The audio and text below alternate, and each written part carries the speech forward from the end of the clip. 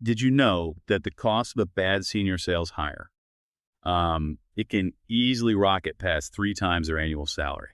And that's not just cash, right? It's lost momentum, missed opportunities, especially today. I mean, the landscape is so competitive. Finding the exact right senior sales talent isn't just, nice to have. It can literally make or break those aggressive growth targets. We're talking about roles so specialized, they demand absolute precision in how you recruit. Welcome to the Deep Dive. This is where we cut through all the noise and get straight to the most potent insights. Today, we're digging into a really fascinating case study. It shows exactly how targeted recruitment can achieve, significant commercial breakthroughs, especially in these highly specialized B2B sectors. Our mission today for you listening, whether you're leading a sales team, managing hiring, or you're an executive, driving that growth is to pull out actionable insights. How do you identify, attract, and actually keep top-tier sales talent, particularly when you're dealing with those really niche markets? And our source for this is it's a really illuminating case study. It's from the Sales Experts. It details their recruitment of a national fleet sales manager.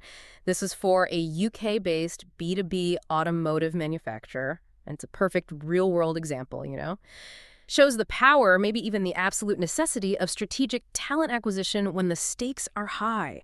And the requirements are just so specific, and the market, it doesn't forgive mistakes easily. It really nails the kind of precision you need to unlock serious market expansion. Okay, let's unpack the challenge here then. So imagine you're this specialist UK manufacturer, right? B2B.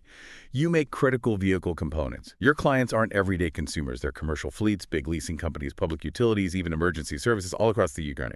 And this client, they weren't just filling a gap. They had some seriously aggressive growth targets breathing down their neck. So they desperately needed a senior commercial leader, someone to really drive that national key account growth, expand their footprint. But here's the kicker. This was not an easy role to fill. No, not at all. And what's really fascinating is just the sheer complexity of the job itself. They needed a national fleet sales manager. And this wasn't some desk job, right? It was UK-wide, hybrid, big focus on strategic fleet partnerships. The source material lists the key requirements perfectly. They needed deep expertise in automotive sales and fleet management. That combo is important. Plus, a strong national account development track record, obviously. And critically, this often elusive skill, the ability to influence both public and private sector buyers. And that's exactly where it gets really tough, isn't it? From your perspective, what's maybe the biggest mistake or misconception companies make when they try to fill a role like this internally? Because like you said, it's not just sales numbers, it's navigating this unique world. Emergency vehicle components, advanced fleet tech. Think about it, compliance for, say, a fire engine's brakes is totally different from the procurement cycle of a public utility, which is different, again, from a private leasing firm making quick, cost-based decisions. It's such a complex mix. General sales knowledge just doesn't cut it. Finding someone with that specific blend, the tech understanding, the strategic clout, the national account skills, and the finesse for both public and private sectors, well, that feels like hunting a unicorn for most companies. Precisely. Yeah, the biggest misconception is probably thinking, oh, sales is sales. That a great salesperson from, software can just jump into automotive fleets and succeed, especially a niche, regulated part of it.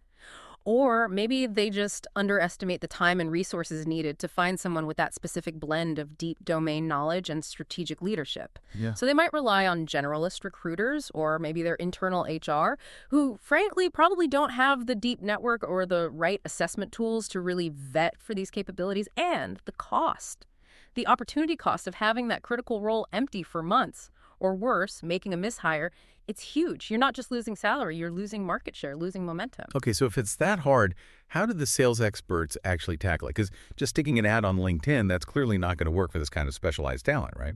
You're absolutely right. Yeah, their strategy was, exactly what you'd hope for from an executive sales search firm that really knows these niche markets. They didn't just post and pray. They meticulously build what they call a bespoke talent pipeline. What does that mean, really? It's proactive, almost investigative, you could say. They map out competitors. They identify specific people who are already excelling in similar roles, often with the exact technical and market experience needed. Then they approach these people directly, confidentially. Often these folks aren't even thinking about moving. It's really about finding the unfindable, those passive candidates who aren't browsing job boards, but have exactly what the client needs to make an immediate impact. Right. Okay, and here's where it gets really interesting for me. They didn't just spray and pray, did they? They were super targeted. The source mentions they look specifically at professionals in sectors like commercial leasing, emergency vehicle supply, and existing automotive fleet sales roles. Makes sense. So if someone was, say, managing national accounts for a big leasing firm or had strong ties within emergency services procurement, they were definitely on the radar.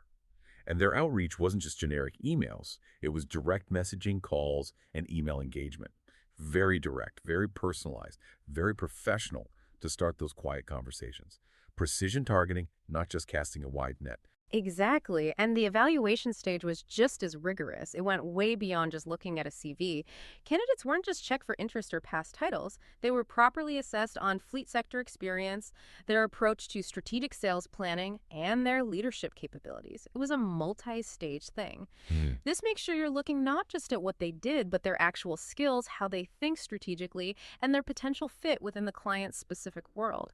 And just to give you a sense of how thorough this was, the sales experts initially presented 17 profiles. From that, they carefully shortlisted 5 highly qualified candidates with detailed evaluation notes. That shows the depth, right? Only the best, highest potential candidates got through to the client, and those detailed notes are key. They explain the how and the why, not just the what. Okay, so a very precise, very thorough strategy. The big question then, for any leader listening, is did it actually work? Did this targeted approach deliver the goods? And the results, in this case study anyway, seem pretty remarkable. But, some might hear 61 hours for a senior hire and think, wow, that's quite an investment, especially for maybe a smaller manufacturer. What's the counter to that? To the idea that maybe they could find someone good enough for less cost up front? That's a really important question. Yeah, 61 hours might sound like a chunk of time, but you have to look at the alternative. A typical internal search. It can drag on for months, it pulls internal people away from their jobs, costs recruiter time, and crucially, leaves that vital revenue-driving role empty. Think about it. Every week that National Fleet Sales Manager job is unfilled, the company could be losing out on huge deals, strategic partnerships. So those 61 hours resulted in a senior hire delivered within just 8 weeks. That's efficiency. Real efficiency. It's not just about the hours spent, it's the quality of those hours and the speed to impact. The sales experts, they aren't just filling a role, they're placing a revenue accelerator. The case study says the new hire is already driving results. They hit the ground running. That immediate ROI, that rapid return, it just massively outweighs the initial search cost. That speed and immediate impact are incredibly compelling. And as you say, that initial benefit is really just the start, isn't it? Exactly right. If you look at the bigger picture, the sales experts track what they call long-term commercial impact. It goes way beyond just getting someone in the door. Their retention stats really hammer this home. 99% of our placements stay at least 1 year in the same role. 99%. And even better, 87% of our placements stay in the same role for at least 2 years. So this isn't just filling a job fast, it's about making a high-quality, lasting match. Someone who genuinely contributes to the client's sustained performance. Imagine the stability that brings. Reduces churn, cuts future recruitment costs, and their final metric, 99% of our clients are returning clients. That says everything about the sustained value and the trust they build. It shows that initial cost is really an investment that pays off again and again. Those are really powerful numbers. Right. Okay, so let's translate this. What does all this mean for you listening? If you're a sales leader wrestling with a critical vacancy or a hiring manager wanting to sharpen up your talent strategy. Well, our first actionable insight, drawing from this case study, is really about when you should engage specialized executive sales recruitment. It's not just about knowing it's important, but recognizing the trigger points. This case study shows it's not just about a niche product, it's about the whole ecosystem, that blend of complex tech knowledge, dealing with totally different buyer types, public versus private, and needing that strategic vision across all these different areas. So if your role demands influence across a really fragmented or complex buying landscape where a generalist sales approach just won't work, that's your signal. A generic recruitment process in that situation will cost you way more than time. It'll cost market opportunities, competitive edge. Don't wait until you've burned through bad hires. See the complexity up front. That's a great point, recognizing those complex ecosystem roles proactively. Okay, insight number 2. What really defines a high-impact sales leader in these niche B2B markets, like automotive fleets? It's obviously more than just being good at sales generally. Absolutely. As this case study shows so well, it's that specific blend.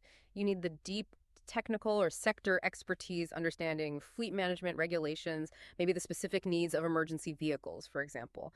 But you need that combined with strategic national account development skills and that subtle, nuanced ability to influence all those different buyers. You need someone who can talk telematics with engineers one minute, negotiate massive long-term contracts with a leasing giant the next, and understand the budget hoops and political stuff within a public utility. So, when you're hiring, look beyond just the sales numbers on a CV. Dig into these specific capabilities, the influence factors, how they've adapted across different stakeholder groups. Probe that experience. Don't just assume. Makes perfect sense. And for our third actionable insight, this really ties back to those impressive retention numbers you mentioned. It's about focusing on measurable outcomes that go beyond just filling the seat. That 99% staying a year, 87% for 2 years. Like you said, these aren't just nice stats. They show that real recruitment success isn't just the placement. It's about getting talent that doesn't just start strong, but actually thrives, integrates properly, and consistently adds long-term business value and boosts market performance. So, for your hiring process, ask yourself, how are you measuring the effectiveness and, crucially, the longevity of your placements beyond day one or month one? Are your hires still delivering results a year, 2 years later? Are they becoming key leaders? Or are you stuck in a constant cycle of recruit, onboard, replace? The longevity piece is a direct reflection of the quality of that initial match. Okay, so to quickly recap, we've looked at the huge power of specialized recruitment for those really tough niche roles. We've explored the specific multi-layered traits that make a top-tier sales leader in complex B2B settings. And we've underlined why measuring long-term placement success is so critical.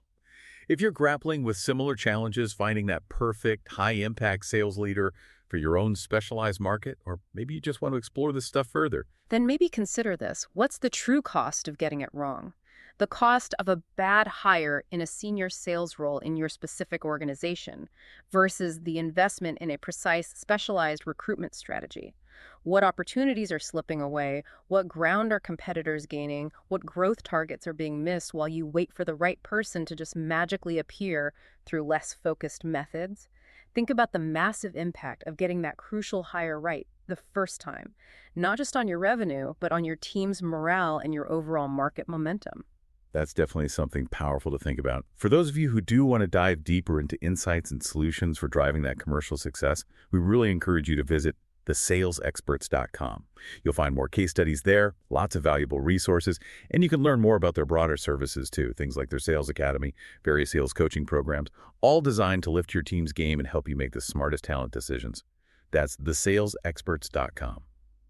Until next time on The Deep Dive, keep digging deeper.